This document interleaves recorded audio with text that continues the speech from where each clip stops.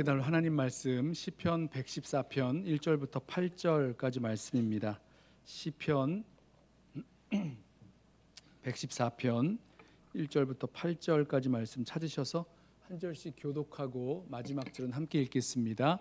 시편 114편 1절부터 한 절씩 교독합니다. 이스라엘이 애굽에서 나오며 야곱의 집안이 언어가 다른 민족에게서 나올 때에 유다는 그 여호와의 성소가 되고 이스라엘은 그의 영토가 되었도다. 바다가 보고 도망하며 요단은 물러갔으니 산들은 순양들같이 뛰놀며 작은 산들은 어린 양들같이 뛰었도다. 바다야 내가 도망함은 어찌함이며 요단아 내가 물러감은 어찌함인가. 너희 산들아 순양들같이 뛰놀며 작은 산들아 어린 양들같이 뛰놀면 어찌함인가. 땅이여 너는 주 앞 곧 야곱의 하나님 앞에서 떨지어다. 그가 반석을 쳐서 못물이 되게 하시며 차돌로 샘물이 되게 하셨도다. 아멘. 우리가 회개하고 예수 믿고 구원의 감격 가운데 신앙생활을 시작하지만 얼마 지나지 않아서 예수 믿기 이전의 모습으로 쉽게 돌아가 버릴 때가 있습니다. 예수 믿고 거듭난 하나님의 자녀로 또 하나님의 백성으로 살아가는 것을 잊어버린 채 그냥 예전에 살던 모습으로 돌아가서 살 때가 있죠. 누군가 마음에 안 들면 화내고 미워하고 싸우고 어려운 일 만나면 낙심하고 절망하고 좀 잘 된다 싶으면 교만한 마음에 또 정신이 팔려서 더 많이 이렇게 성공해 보려고 안달하고 이러면서 살아갑니다.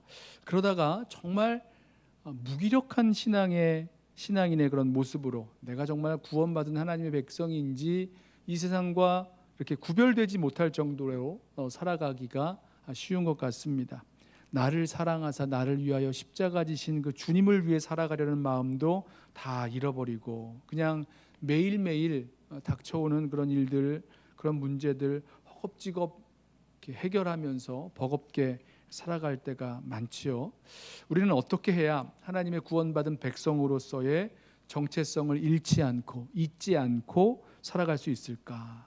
우리의 정체성을, 하나님의 구원받은 백성으로서의 그 정체성을 어떻게 이 땅에서 드러내면서 살 수 있을까? 자, 오늘 시편 114편의 노래, 이 노래가 된 기도는요, 이스라엘 백성에게 과거에 경험한 그 구원을 다시 기억하게 하므로 우리가 누구인지, 우리를 구원하신 하나님이 누구신지, 또 우리를 구원하여 불러내신 그 하나님의 능력, 또 우리를 구원하신 하나님의 그 이유와 목적이 무엇인지 여러 가지를 다시 생각하게 해주는 말씀입니다.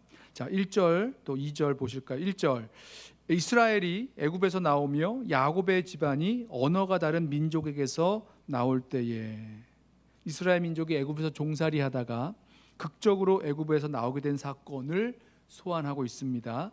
야곱의 집안, 처음에는 70명의 그 야곱의 가족이 애굽 땅으로 내려갔다가 430년이 지난 이후에 무려 장정만 60만이나 되는 아주 큰 민족을 이루는데요. 애굽 땅에서 그 큰 민족을 이루었지만 종살이를 하고 있었죠. 이때 하나님께서 모세를 보내셔서 이스라엘 민족을 애굽에서 나오게 하십니다. 어떻게 나올 수 있었는지 여러분 아시죠? 이스라엘 백성이 이렇게 나아가지 못하도록 바로 왕이 막고 있었는데 하나님께서 바로 왕에게 그 10가지 재앙을 내리시고 마지막에는 애굽의 모든 장자를 다 치시는 그 재앙으로 말미암아 애굽 왕 바로가 이스라엘 백성에게 어서 떠나라고, 애굽에서 빨리 나가라고 하게 됐습니다. 자, 오늘 이 말씀을 보면 1절에 애굽에서 나온다라고 할 때 언어가 다른 민족에게서 나온다 이렇게 표현을 합니다. 자, 언어가 다른 민족, 언어가 다르다는 말은 말이 다르다는 거죠. 그러면서 동시에 이 언어가 다른 민족에게서 나왔다, 이 말은 그 하나님이 없는 문화와 하나님이 없는 삶의 방식을 살아가는 그 사회 가운데서, 세상 가운데서 나왔다. 하나님 없이 살아가는 애굽으로부터 구원을 받았다, 이 말씀을 하고 있는 거죠. 자, 그런데 이렇게 하나님께서 이 언어가 다른 민족, 이 애굽에서 이스라엘 백성을 구원하실 때에 이 이스라엘 백성에게 아주 놀라운 일이 일어났습니다. 그 2절 말씀이에요. 유다는 여호와의 성소가 되고 이스라엘은 그의 영토가 되었도다. 저는요, 이 말씀을 읽을 때 굉장히 이렇게 뭐라 그럴까요? 귀가 번쩍 뜨인다 그럴까요? 그런 마음이 들었습니다. 애굽에서 종살이하던 이스라엘 백성을 하나님께서 구원해 내셨는데 이 백성이 하나님의 성소가 되었다. 이 백성이 하나님의 영토가 되었다. 저는 이 말씀이 굉장히 색다르게 들렸습니다. 보통 성소라고 하면 예루살렘 성전 같은 어떤 건물이나 장소를 성소라고 지칭하죠. 또 영토라고 하면 어떤 지역, 영역 이런 것들을 생각하는데 시편 114편은 이스라엘 그 백성이 2절 보면 이제 유다, 또 이스라엘 이렇게 나누어서 나오지만 이게 온 이스라엘을 가리키는 말입니다. 남유다와 북이스라엘 이렇게 나눠서 일컫는 말이 아니라 일부를 가지고 전체를 가리키는 그런 비유적인 표현입니다. 자, 그 이스라엘 백성이 하나님께서 구원해 내신 그 이스라엘 백성이 하나님의 성소가 되고 하나님의 영토가 되었다. 이렇게 말씀하고 있는 겁니다. 여기서 성소로 번역된 코데시라는 말, 원래 거룩함이나 구별됨 이런 것을 의미하는 추상적인 단어인데 이걸 좀 구체화시켜서 거룩한 곳, 구별된 곳, 성소 이런 의미를 가지게 되었습니다. 그러니까 이스라엘 백성이 구원을 받아서 하나님의 임재가 약속되어 있는 그런 성소, 거룩한 곳이 되었다. 놀랍지 않으세요? 그러니까 이스라엘 백성은요, 하나님의 임재를 경험하는 백성이 된 겁니다. 세상 어떤 나라가 하나님의 임재, 하나님이 함께 하시고 동행하시는 그 하나님의 임재하심을 경험합니까? 누구도 모르죠. 이스라엘 백성이 하나님의 성소가 되어 하나님의 임재하심을 경험하게 됐다는 거예요. 또 영토로 번역된 이 단어는요, 권위, 다스림, 통치 이런 것을 뜻하는 말인데요. 이스라엘이 구원을 받아서 왕이신 하나님의 다스림을 받는 영토가 되었다. 이 말씀을 하고는 겁니다. 이것도 놀랍죠. 하나님이 다스리시는 나라가 됐다는 겁니다. 하나님이 다스리시는 나라, 하나님이 다스리시는 왕국이 되었다. 세상 어떤 나라가 하나님의 그 직접적인 통치를 이렇게 직접 이렇게 경험하면서 나아갑니까? 그런 나라 없어요. 근데 이스라엘이 바로 그렇게 하나님의 성소요, 하나님의 영토, 하나님의 다스림을 받는 그 영토가 되었다라는 거죠. 자, 이스라엘이라는 이 구원받은 백성이 하나님의 거룩한 백성이 되어 하나님의 임재를 경험하고 하나님이 함께 하신다는 그 임재를 경험하고 하나님을 왕으로 모시고 살아가는 하나님의 다스림을 경험하는 그 나라가 되었다. 이게 얼마나 영광스럽고 놀라운 특권입니까? 저의 마음에도 또 여러분의 마음에도 이러한 마음이 있으실 줄로 알아요. 정말 하나님의 임재를 아주 깊이 경험하고 하나님의 다스리심을 우리 삶에서 온전히 경험하면서 나아가는 그런 거룩한 성도의 삶, 우리 이렇게 원하죠. 보통 출애굽 사건이라고 하면 하나님께서 이스라엘 민족을 애굽에서 이렇게 구원해내신 애굽의 그 압제에서 그 종살이에서 해방시켜 주셨다, 이렇게 먼저 생각을 하는데요. 맞지요? 그런데 이 시편 114편은요, 이 하나님의 구원이 무엇으로부터의 구원인지가 아니라 무엇을 위한 구원인지를 함께 상기시켜 주는 겁니다. 자, 하나님이 우리에게 구원을 베푸실 때요, 그 구원은 무엇으로부터, from이죠. 무엇으로부터의 구원, 죄와 심판과 사망과 사단의 권세와 이런 영원한 형벌과 이런 것으로부터의 구원인 동시에 무엇을 위한 구원인지를 말씀합니다. 구원의 목적과 사명과 부르심이 담겨 있다는 뜻이에요. 이 땅에서 하나님의 구원과 영광을 드러내며 살아가야 할 거룩한 목적이 이 구원 가운데 담겨 있는 거죠. 그 사명이 구원받은 백성에게 있다는 겁니다. 그 이야기를 여기서 하고 있는 거예요. 이스라엘 백성을 구원하여 내셔서 모든 나라들 가운데 하나님이 임재하시는 거룩한 성소가 되게 하셨다는 겁니다. 이스라엘 백성이요. 하나님이 이스라엘 백성을 구원하셔서 모든 나라들 가운데 하나님이 다스리시는 그 나라가 되게 하셨다는 겁니다. 하나님의 성소요, 하나님의 영토로서, 하나님의 나라로서 살아가게 하셨다는 거죠. 여러분, 우리 그리스도인들도 마찬가지예요. 죄와 사망과 흑암의 권세에서부터 구원해서 우리로 하나님이 임재하시는 성소가 되게 하시고 하나님이 다스리시는 하나님의 나라가 되게 하셨습니다. 우리 고린도전서 3장 16절에 우리 잘 아는 말씀이죠. 너희는 너희가 하나님의 성전인 것과 하나님의 성령이 너희 안에 계시는 것을 알지 못하느냐 말씀하시죠. 우리 성도들도 하나님이 임재하시는 성소, 성전이 되었다 말씀하시는 겁니다. 계시록 1장 6절에 그가 하나님이죠. 하나님이 우리를 나라와 제사장 삼으셨다. 나라와 제사장 삼으셨다. 똑같죠. 이스라엘 백성을 택하여 구원하심으로 하나님의 성소와 하나님의 나라, 하나님의 영토로 삼으신 것과 마찬가지로 저와 여러분도 하나님이 우리를 구원하여 성령이 임재하시는 성전, 성소가 되게 하셨고 주님이 다스리시는 나라, 그 왕국이 되게 하셨다는 겁니다. 이게 굉장히 놀라운 특권이요 은혜죠. 그리고 그 능력 가운데 우리가 살아가는 것입니다. 하나님의 성소로, 하나님의 나라로 이 땅을 살아나가는 거죠. 베드로 사도도 같은 말씀을 해요. 베드로전서 2장 9절에 너희는 택하신 족속이요 왕 같은 제사장들이요 거룩한 나라요 그의 소유가 된 백성이니. 우리의 정체성, 우리가 구원받은 백성으로서의 우리의 모습이 무엇인지를 말씀합니다. 근데 여기서 끝나지 않았어요. 우리를 하나님의 거룩한 나라, 그의 소유, 왕 같은 제사장으로 삼으신 목적이 있는데 이어서 말씀하죠. 이는 너희를 어두운 데서 불러내어 그의 기이한 빛에 들어가게 하신 이의 아름다운 덕을 선포하게 하려 하심이라. 이 땅 가운데서 어둠에서 불러내셨어요. 그래서 우리로 이 땅 가운데서 이 하나님의 아름다운 덕, 그 복음을 선포하게 하려 하십니다. 이 땅 가운데 나타내려 하시는 목적을 가지고 있다는 것입니다. 하나님께서 이스라엘 백성을 애굽에서 구원해 내셨을 때 그 출애굽기 19장에 보면 똑같은 말씀 나오죠. 너희는 내 소유가 되겠고 내게 대하여 제사장 나라가 되고 거룩한 백성이 된다 말씀하셨잖아요. 똑같습니다. 이스라엘만을 위한 구원이 아니셨어요.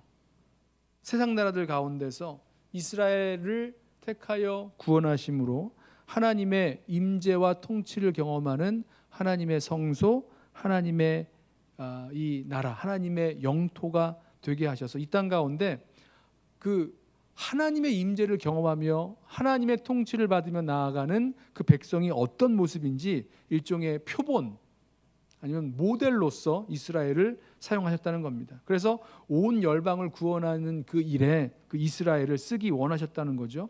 우리 그리스도인과 교회도 마찬가지 아닙니까? 우리를 구원하신 것, 우리를 열방 가운데 이 세상 가운데서 구원하셔서 이 세상 속에 하나님의 아름다운 덕을 선전하도록 선포하기 위한 그런 메신저들로 또 공동체로 우리를 증인 공동체로 되게 하셨다는 겁니다. 언어가 다른 민족에게서 불러내셔서 이 땅의 모든 나라들이 이야기하는 그 많은 이야기들 속에서 우리가 하나님의 임재와 하나님의 그 다스림을 경험하면서 세상과는 다른 언어로 하늘의 언어, 성령의 언어, 하나님의 그 능력 가운데 살아가는 그 모습들, 자 그렇게 이 세상과는 다른 성령의 언어로 말하고 생각하고 살아갈 때 그때 우리는 정말 하나님의 성소요, 하나님이 다스리시는 그 나라가 되는 것이고 또 그 사명을 감당하는 것입니다. 여러분, 저와 여러분에게도 우리가 정말 하나님이 임재하시는 성소요, 하나님이 다스리시는 나라로서의 그 분명한 정체성과 그 사명을 또 삶의 그런 방향이 확고하게 세워지기를 소원합니다. 세상과 같은 언어로 말하면서 근심하고 걱정하고 또 때로는 교만하고 스스로 좌지우지하려고 하고 그런 인생 살아가는 것이 아니라 세상과는 다른 언어, 세상과는 다른 문법으로 살아가는 거죠.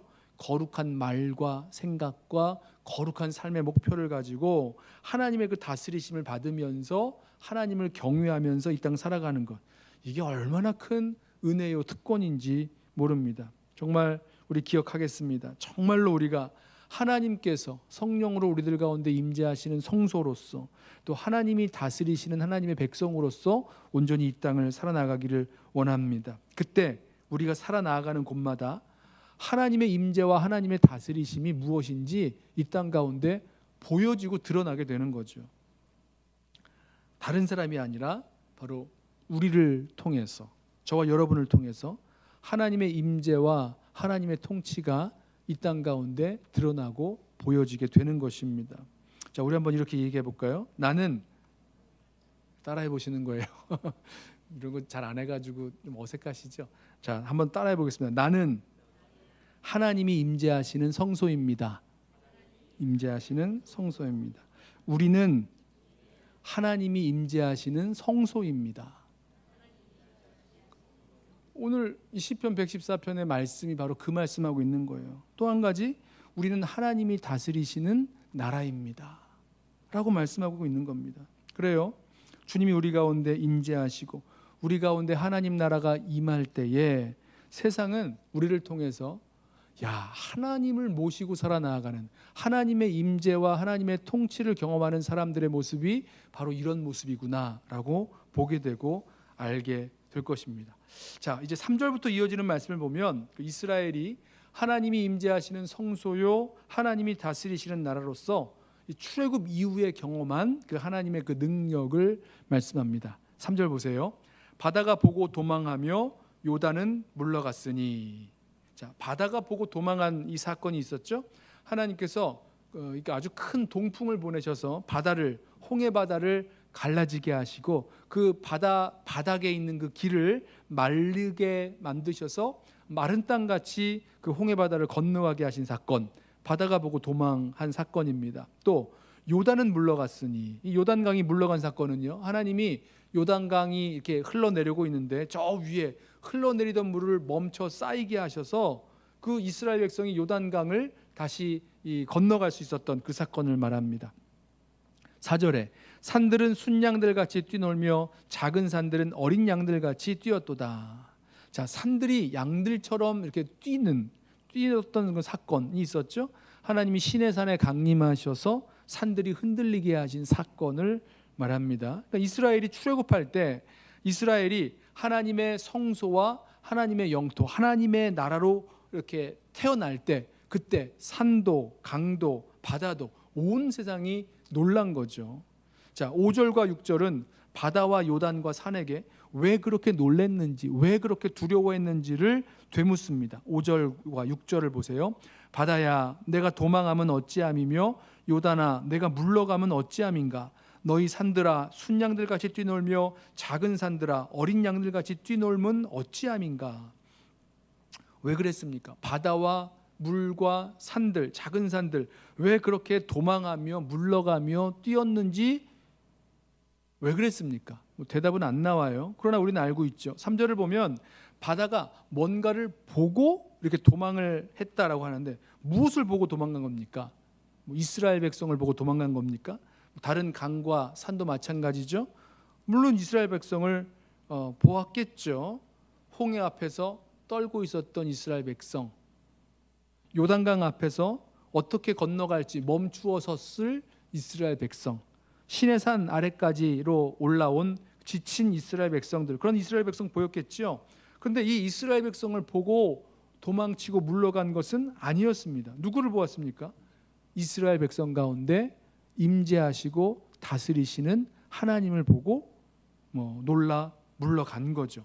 이 구약에서 여러 번 말씀을 드렸는데, 구약에 나오는 이 물, 바다의 이 물, 이런 것은요 아주 큰, 아주 태초의 혼돈의 세력을 상징합니다. 그러니까 고대 근동 신화를 보면요, 이 바다는 통제되지 않는 힘, 아주 강력한 혼돈의 존재로 나타납니다. 그래서 그 신화에 나오는 가장 높은 신이라고 할까요?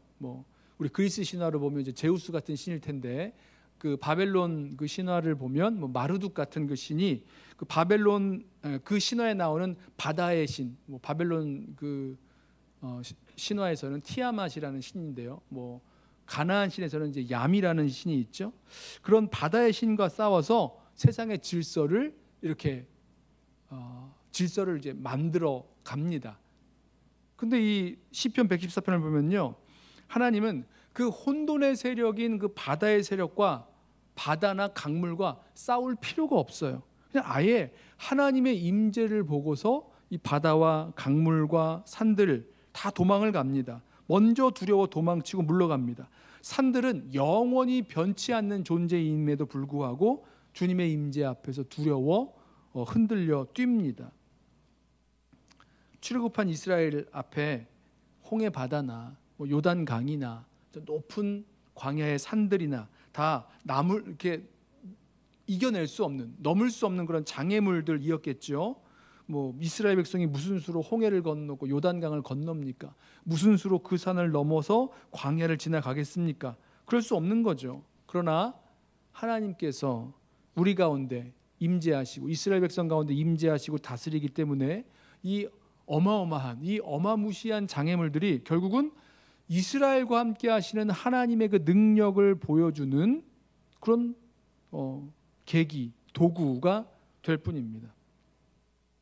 이 무시무시한 세상 가운데서 하나님의 성소요, 하나님의 나라로 부름받은 저와 여러분에게도 이와 같은 믿음의 눈이 열려 있기를 소원하고, 또 이와 같은 믿음의 눈으로 세상을 바라볼 수 있기를 소원합니다. 자, 하나님께서 우리 똑같다고 말씀을 드렸죠. 이스라엘 백성이 하나님의 성소와 하나님의 나라가 되었던 것처럼 하나님께서 우리 가운데 계시고 우리를 다스리시고 통치하시는 분이십니다. 그렇기 때문에 이 세상에서 내 힘으로 할 수 없는 것들 얼마나 많습니까? 내 힘으로 할 수 없는 게 할 수 없으니까 얼마나 두렵고 무섭습니까?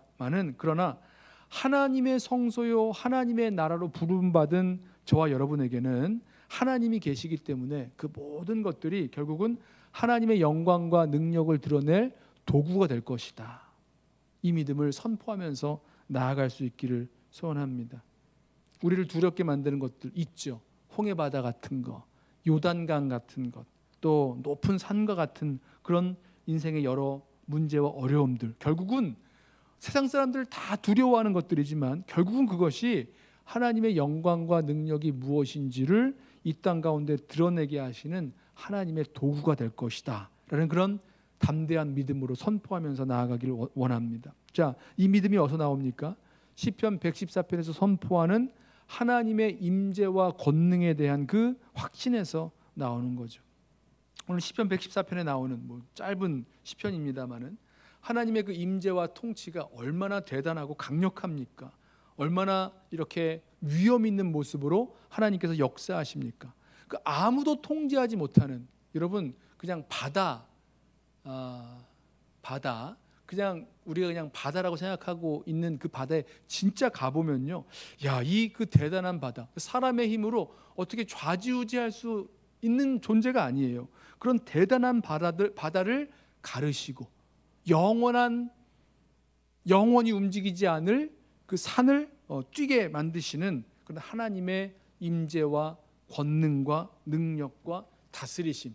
자, 이것을 정말로 믿고 경험하고 살아간다면, 그 하나님을 경외하는 믿음을 가지고 살아간다면 이것이 바로 하나님 백성이 가지고 나아가야 할 믿음이요 신앙의 모습입니다. 그러면 이 세상이 모두 두려워하고 놀라고 뒤로 물러가는 것 앞에서 절대로 주눅들지 않죠. 두려움 없지요. 담대하게 거룩하게 살 수 있는 힘과 능력이 이 우리 가운데 함께 하시는 그 하나님의 임재와 하나님의 다스리심을 믿는 그 믿음 가운데서 나온다는 것입니다.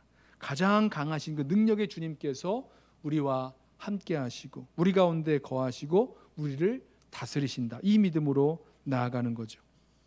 자, 이렇게 말을 할 수 있는 이유가 다음 절을 보면 더 분명하게 나타납니다. 7절 보세요. 땅이여 너는 주 앞 곧 야곱의 하나님 앞에서 떨지어다. 여기 의인화된 땅에게 이 시인이 명령을 하죠. 야곱의 하나님, 이스라엘의 하나님 앞에서 떨라, 이렇게 명령을 합니다. 그러면 이제 앞에서 산과 바다와 강과 그 물들이 떨며 뒤로 물러가고 흔들렸던 그 이유도 하나님 때문이란 말 아니겠습니까? 똑같죠. 성소가 된 이스라엘 가운데 임재하신 하나님, 이스라엘을 능력으로 다스리시는 그 하나님 앞에서 산도 떨고 바다와 강물이 물러가고 이제 땅에게 명령하는 겁니다. 하나님 앞에서 떨라, 두려워 떨라는 말합니다. 그 이유가 8절에 나오죠. 그가 반석을 쳐서 못물이 되게 하시며 차돌로 샘물이 되게 하셨도다.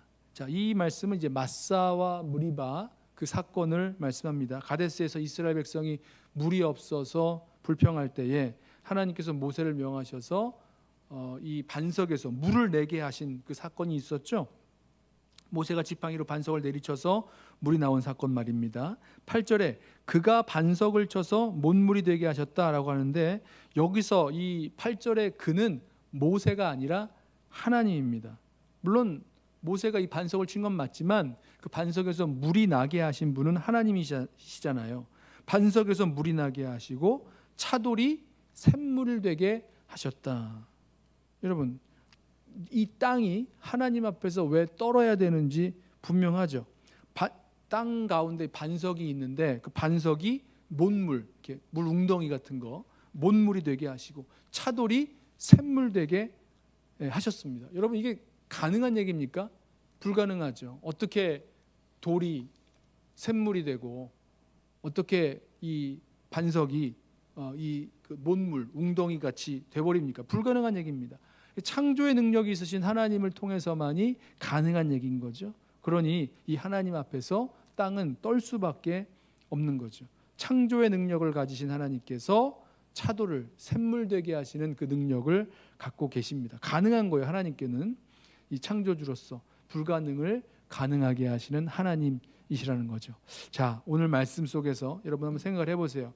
이스라엘처럼 저와 여러분도 하나님의 성소가 되고 하나님의 나라가 된 저와 여러분, 우리 가운데 임재하셔서 다스리시는 하나님의 이런 놀라운 그 하나님이 우리들 가운데 계시다는 그 사실, 능력의 하나님, 그 기적의 하나님, 그 창조의 하나님이 우리들 가운데 계신 것을 기억하고 이 세상 가운데 그 하나님의 임재와 통치를 드러내며 증거하는 우리 주의 백성들로 살아가기를 주님의 이름으로 축원하며 축복합니다. 오늘 말씀 처음에 드렸던 질문 기억하세요? 어떻게 하면 우리가 과거로 돌아가지 아니하고 세상으로 돌아가지 아니하고 정말 능력 있는 그리스도인의 모습으로 살아갈 수 있는가? 어떻게 하면 되는 겁니까? 우리를 자꾸 과거로 돌아가게 만들고 무능력한 그런 그리스도인으로 만들어버리는 이 세상의 두려운 것들 앞에서 우리 선포하는 겁니다. 자, 이 모든 것들은 결국은 주님의 능력과 주님의 그 역사를 선포하게 될, 주님의 그 능력과 통치를 이 세상에 알게 할 그런 도구에 불과하다 선포하면서 찬양하면서 우리가 살아나가는 이 땅 가운데서 정말 주님이 임재하시는 성소로서 또 주님이 다스리시는 나라로서 이 땅을 함께 살아나가는 저와 여러분 되기를 소원합니다. 우리가 주님의 성소요, 주님의 나라. 저는 주님이 가르쳐 주신 그 기도가 생각이 났어요. 하나님의 임재 가운데 하나님의 나라가 우리 가운데 임하시기를 구하면서 하나님의 뜻이 우리를 통하여 이 땅 가운데 이루어지기를 구하는 그 기도 말입니다. 그러면 그렇게 하나님의 임재와 다스리심을 구하며 기도하며 나아가면 그 하나님의 임재와 다스림, 하나님의 성소가 되고 하나님의 나라가 된 저와 여러분들 가운데 그 하나님의 임재와 다스림은 옛날 얘기, 오래전 성경 이야기만으로 끝날 것이 아니라 정말 지금 오늘 우리 이 시대에 선포되고 경험되어지는 실제로 임하는 하나님의 나라가 임하는 그 역사가 일어날 줄로 믿습니다. 주님의 임재와 그 역사를 사모하며 하나님 나라를 구하며 선포하며 살아갈 때에 우리는 결코 과거로 또 세상에 무릎 꿇는 그런 모습으로 돌아가지 않을 줄로 믿습니다. 정말 이 땅을 주님의 성소요 주님의 나라로 살아나가는 저와 여러분 되시기를 예수님의 이름으로 부탁하며 축원합니다. 우리 함께 찬양하고 기도하겠는데요.